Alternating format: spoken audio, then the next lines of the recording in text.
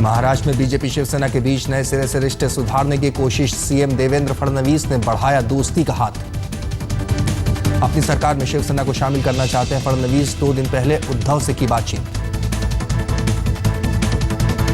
शिवसेना के साथ बीजेपी कल से शुरू करेगी बातचीत। धर्मेंद्र प्रधान और चंद्रकांत पाटिल को सौंपी गई जिम्मेदारी। दोनों पार्टियों में यह भावना है कि हमने साथ मिलकर सत्ता चलानी चाहिए।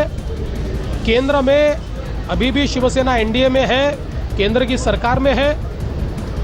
इसलिए हमने यह निर्णय किया है कि महाराष्ट्र की सरकार में भी उनकी सहभागिता होनी चाहिए। बीजेपी शिवसेना में अब तक बैक चैनल से चल रही थी बातचीत। पहली बार किसी नेता ने दिया औपचारिक बयान।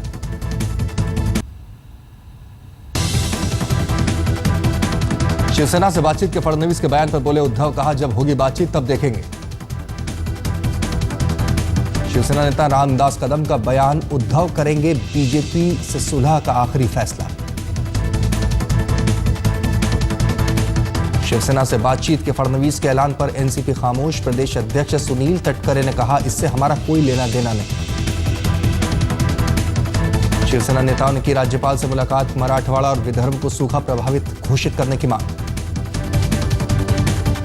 राज्यपाल से मिलने के बाद बोले उद्धव ठाकरे, कहा जल्द ही गवर्नर शिवसेना विधायकों के साथ सूखा प्रभावित इलाकों का करेंगे दौरा।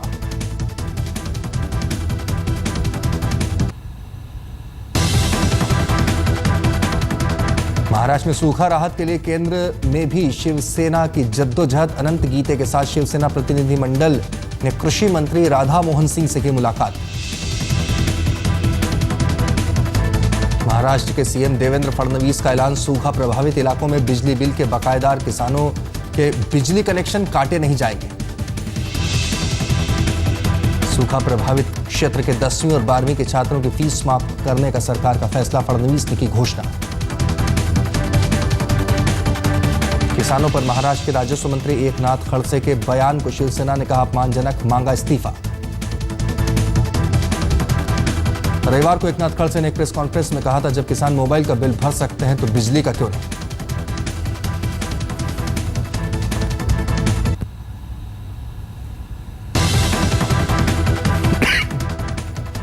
दिल्ली चुनाव के लिए चंदा जुटाने की मुहिम में जुटे आम आदमी पार्टी के संयोजक अरविंद केजरीवाल। मुंबई में डिनर का आयोजन।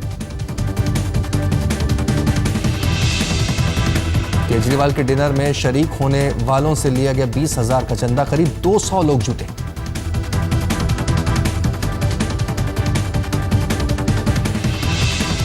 सही कॉज में जाने वाला है। इससे पहले मैंने दिल्ली इलेक्शन में भी 2 बार दे चुका हूँ और इसका मुझे पूरा ब्यौरा मिलता है इनके साइट पे।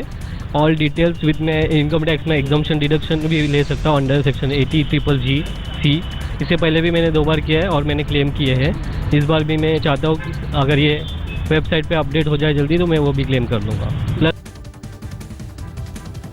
आप नेता मयंक गांधी का दावा, पार्टी ने दिल्ली चुनाव के लिए रखा है 40 करोड़ जुटाने का लक्ष्य। देखिए, लास्ट टाइम 20 करोड़ रखा था, लेकिन ये टाइम चुनौती बहुत बड़ी है, तो हम 40 करोड़ का टारगेट रखें। जिस मिनट 40 करोड़ पूरे हो जाएंगे हम फंड्स लेना बंद कर देंगे। विश्व की एक ही पार्टी ऐसी है जो एक टारगेट रखती है इतने पैसे की और उतना आने के बाद बंद कर देती है। डिनर पार्टी के पहले माटुंगा के कर्नाटक हॉल में केजरीवाल ने पार्टी कार्यकर्ताओं के लिए बैठक। वर्करों का बढ़ाया हौसला। बस सब लोग तैयारी कर रहे हैं दिल्ली आने की और सब वॉलंटियर्स दिल्ली भी आएंगे और पैसा भी इकट्ठा कर रहे हैं, डोनेशन भी इकट्ठा कर रहे हैं। महाराष्ट्र निर्माण सेना का नया दांव, अवैध टैक्सी पार्किंग के खिलाफ शुरू किया अभियान। विधानसभा में बीजेपी के विश्वास मत को चुनौती देने वाली पीआईएल पर कल बॉम्बे हाईकोर्ट में होगी सुनवाई।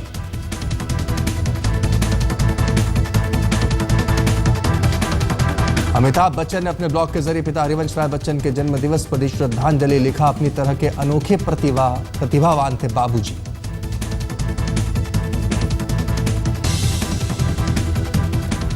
तो मुंबई में चंदा उगाही में लगे हैं केजरीवाल। पिछले चुनाव के मुकाबले उनकी लोकप्रियता का ग्राफ गिरा है। पैसों की आमद कम हुई है। लिहाजा पार्टी फंड इकट्ठा करने के लिए आपने मुंबई में डिनर पार्टी का आयोजन किया है। दिल्ली चुनाव के लिए अरविंद केजरीवाल ने मायानगरी से माया जुटाने की शुरुआत की। केजरीवाल के साथ 20,000 की डिनर डेट के लिए मुंबई का सनविले बैंक्वेट हॉल पूरा तैयार दिखा। कि हमने जिस हॉल बुक किया है उसमें 150 और 200 के बीच में कैपेसिटी है, तो अगर 20,000 के हिसाब से अगर 200 आदमी देखें तो 40 लाख रुपए इकट्ठे हो जाने की उम्मीद। उनको सुबह से चल रहा है, लास्ट 4 दिन से चल रहा है, हम मना करते जा रहे हैं लोगों को कि अब सारे पास बिक गए, अभी नहीं है। तो ये बहुत दिलों में लोगों की इच्छा है कि ये स्वच्छ राजनीति की जो एक ही पार्टी बची है, व्यवस्था परिवर्तन की जो एक ही पार्टी बची है, उसको कैसे सपोर्ट किया जाए।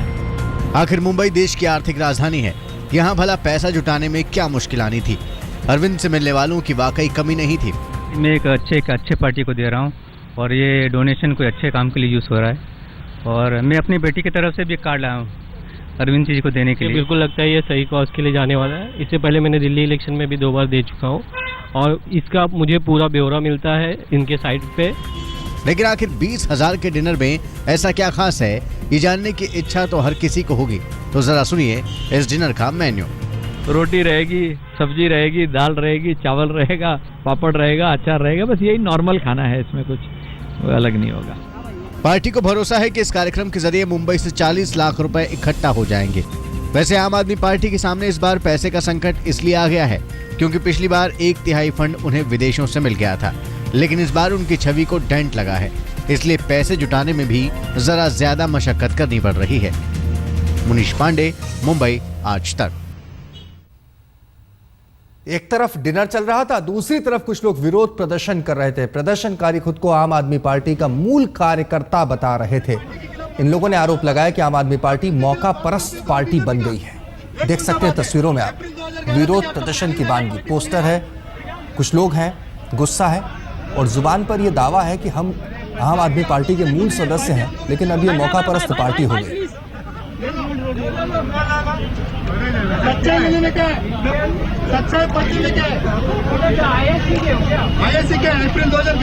उसमें लिखा है कि हम वो लोग हैं जो अपना रोजगार छोड़कर एक आंदोलन में शामिल होने आम आदमी पार्टी के साथ जुड़े थे।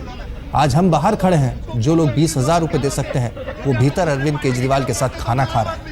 जब इनके खिलाफ बात करते हैं तो हम बीजेपी का, ये कौन सा बात है? अप्रैल 2011 से क्या आपका प्लानिंग था पार्टी खोलने का?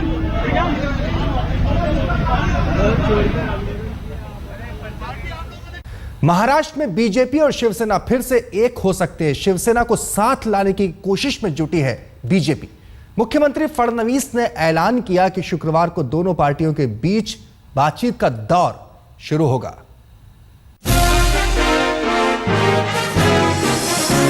महाराष्ट्र में बीजेपी और शिवसेना के बीच ये सुलह की आखिरी कोशिश हो सकती है। करीब महीने भर से एक दूसरे पर सार्वजनिक तौर से कीचड़ उछाल रही दोनों पार्टियों के बीच शुक्रवार से बातचीत का दौर शुरू होगा। केंद्र में अभी भी शिवसेना एनडीए में है, केंद्र की सरकार में है, इसलिए हमने ये निर्णय किया है कि महाराष्ट्र की सरकार में भी उनकी सहभागिता होनी चाहिए। उस दृष्टि से कल हम लोग चर्चा की शुरुआत करेंगे।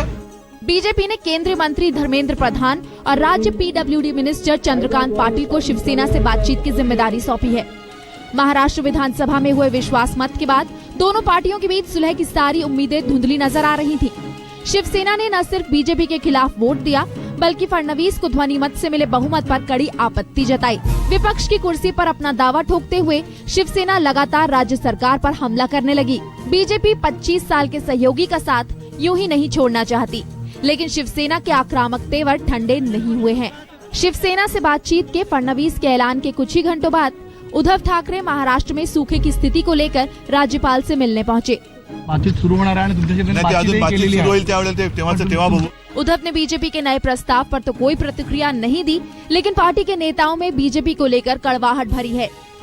जिस ढंग से शिवसेना को उन्होंने शिवसेना से बर्ताव किया है, या मुंबई से दिल्ली, दिल्ली से मुंबई जो प्रवास करने को लगा, उसके बावजूद भी कोई व्यवस्था नहीं निकला था। शिवसेना से मिलने वाले बीजेपी प्रतिनिधियों को न सिर्फ इस कड़वाहट से, बल्कि शिवसेना की भारी भरकम मांगों से भी निपटना होगा। सूत्रों की माने तो शिवसेना उप मुख्यमंत्री की मांग पर अड़ी हुई है। राज्य में कुछ मुख्य विभागों के अलावा शिवसेना केंद्र में भी बेहतर प्रतिनिधित्व चाहती है। एक तरफ जहां मुख्यमंत्री देवेंद्र फडणवीस ने शिवसेना के साथ एक बार फिर से चर्चा शुरू होने के संकेत दे दिए, वहीं उसी दिन शिवसेना सूखे के मुद्दे को लेकर भाजपा सरकार के खिलाफ आक्रामक हो गई। गठबंधन का रास्ता फिलहाल तो इतना आसान नजर नहीं आता। कैमरामैन मंगेश सावंत के साथ कमलेश सुतार, मुंबई, आज तक। अगर आपको मांसाहारी होने के कारण कोई बिल्डर या सोसाइटी घर खरीदने या किराए पर देने से इनकार कर दे तो आप उसके खिलाफ कार्रवाई कर सकते हैं। बीएमसी में आज सदन में प्रस्ताव पारित हो गया। अगर प्रशासन इस पर मुहर लगाता है तो मुंबई में यह नया कानून लागू हो सकता है। खूब हंगामे और शोर शराबे के बीच एमएनएस नेता संदीप देशपांडे के प्रस्ताव को न सिर्फ शिवसेना बल्कि कांग्रेस और समाजवादी पार्टी की तरफ से भी समर्थन मिला। एमएनएस के प्रस्ताव में उन बिल्डरों और हाउसिंग सोसाइटीज के खिलाफ कार्रवाई की बात है जो लोगों को घर सिर्फ इस वजह से नहीं देती क्योंकि वो शाकाहारी नहीं मांसाहारी हैं। हालांकि इस मुद्दे को राजनीति में लाने का श्रेय कांग्रेस नेता नीतीश राणे को जाता है, जिन्होंने गुजराती समुदाय विरोधी मुहिम के तहत पिछले साल आम चुनावों से पहले ये बात कही थी कि मांसाहारी मराठियों को शाकाहारी गुजराती हाउसिंग सोसाइटीज में घर नहीं मिलते। धर्म के नाम पे या फूड ईटिंग हैबिट्स के नाम पे कोई किसी को अगर फ्लैट नकारता है तो उसका बेसिक फंडामेंटल राइट वो मारते हैं और वो बात गलत है। इस प्रस्ताव के तहत अगर किसी बिल्डर या हाउसिंग सोसाइटी की शिकायत होती है तो सजा के तौर पर उस इमारत की बिजली या पानी काटा जा सकता है। हालांकि सभा में बहस के दौरान बीजेपी ने इस प्रस्ताव का पुरजोर विरोध किया। बीजेपी नेता तो ये तक कहते नजर आए कि इस तरह का कोई भेदभाव होता ही नहीं है। 2005 का सुप्रीम कोर्ट का रूलिंग इस तरह से है कि जो अपने आप इस तरह के समूह में रहना चाहते हैं उनको कोई डिस्टर्ब नहीं कर सकता, ऐसा ये रूलिंग है और जिसके अंदर तेढ़ निर्माण करने का कार्य किसी ने नहीं करना चाहिए। समाजवादी पार्टी के नगर सेवक रईस शेख ने सदन को ये भी बताया कि महानगर में एक आशियाने के लिए मुसलमानों को तो न सिर्फ खान पान की वजह से बल्कि धर्म के आधार पर भी भेदभाव सहना पड़ता है। शिवसेना के कुछ नेताओं ने अपने ही साथियों पर बीती इस तरह की घटनाओं का बखान किया। बहरहाल बीजेपी के विरोध के बीच मेयर ने ध्वनि मत से प्रस्ताव को पारित कर दिया।